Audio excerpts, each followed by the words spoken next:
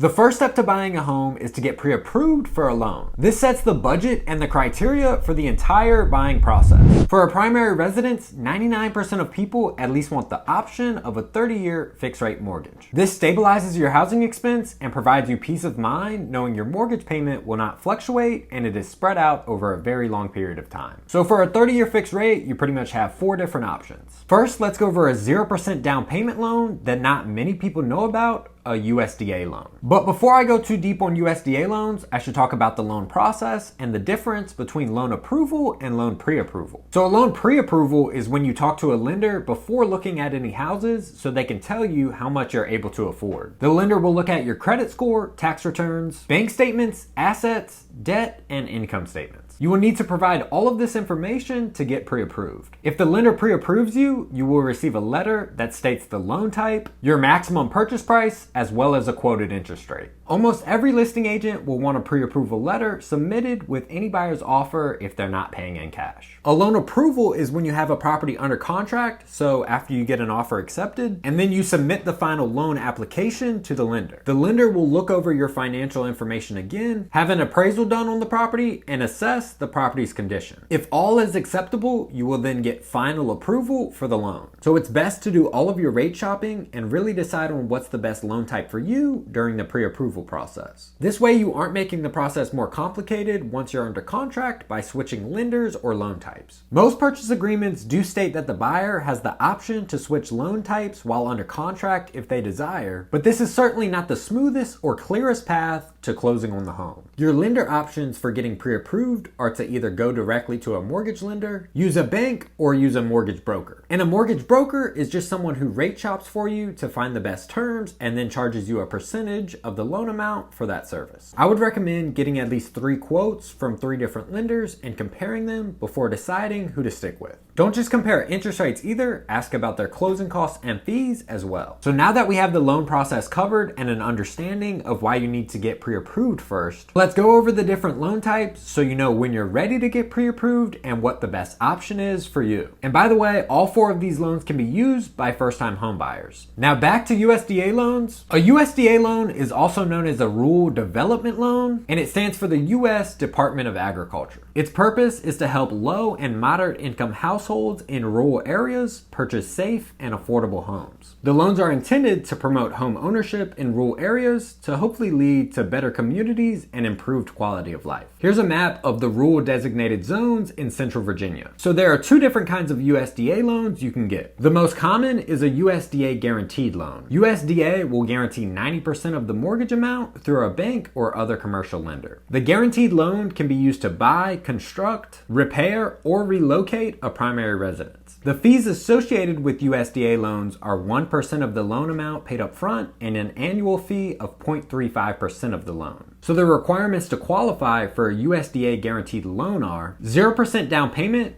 maximum debt to income ratio of 41%, there's no credit score minimum. Your income cannot exceed 115% of the median income of the area. It must be a primary residence. The size of the home must be typical for the area, and it cannot have an in-ground pool. Average rates for USDA loans are currently at 6.8%, and they can typically close between 30 and 45 days from when your offer is accepted. The other kind is a USDA direct loan that you get directly from the Department of Agriculture. These loans are specifically for very low income individuals in extremely poor rural areas. The direct loans have a ton more requirements, so I'll just leave a link in the description to all the requirements for a USDA direct loan. The second type of 30-year fixed rate mortgage you can get is a VA loan. VA loans are provided and backed by the Department of Veteran Affairs. It's exclusively for active and retired military or surviving spouses. And this type of loan allows you to put 0% down as well. VA loans are a great option for veterans, but they can possibly weaken your offer compared to some of the other loans because they usually have very strict appraisal requirements. The VA appraisal requires any large projects like electrical work, plumbing work, or foundational work to be addressed and finished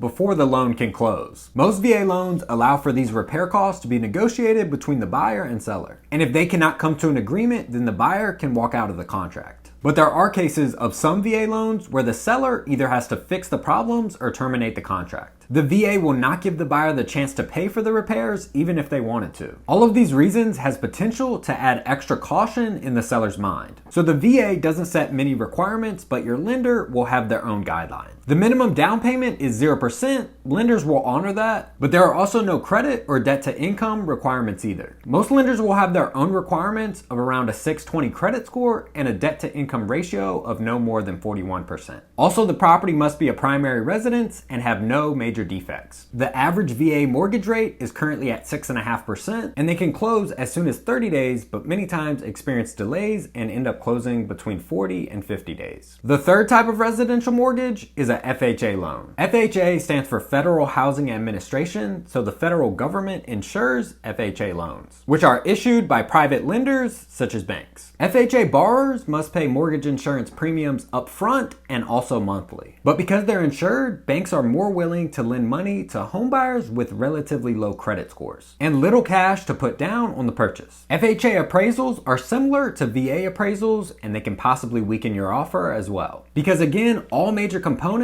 must be functioning before the loan can close. This can sometimes cause setbacks and delays, and you also must intend to live in the property to qualify for an FHA loan. The requirements for an FHA loan are a credit score of at least 580 to put as little as 3.5% down, and if your credit score is between 500 and 579, you're required to put at least 10% down. FHA loans also require a maximum of 43% debt to income ratio, but some lenders may have lower guidelines. Like the VA loan, FHA loans can close as fast as 30 days, but usually take between 40 and 50. Currently, the average interest rates for FHA loans are 6.5% as well. And in my opinion, the best type of 30-year fixed rate loan you can get is a conventional mortgage. Conventional mortgages are not backed by the federal government, but conforming conventional loans follow government lending guidelines. Since independent lenders set the requirements, they can vary slightly from lender to lender. So the reason I say the conventional mortgage is the best for a primary residence is because the interest rates and down payment options are very similar, but you have more flexibility with what the lender and appraisal will allow. So it doesn't weaken your offer as much, and it opens up your options to more affordable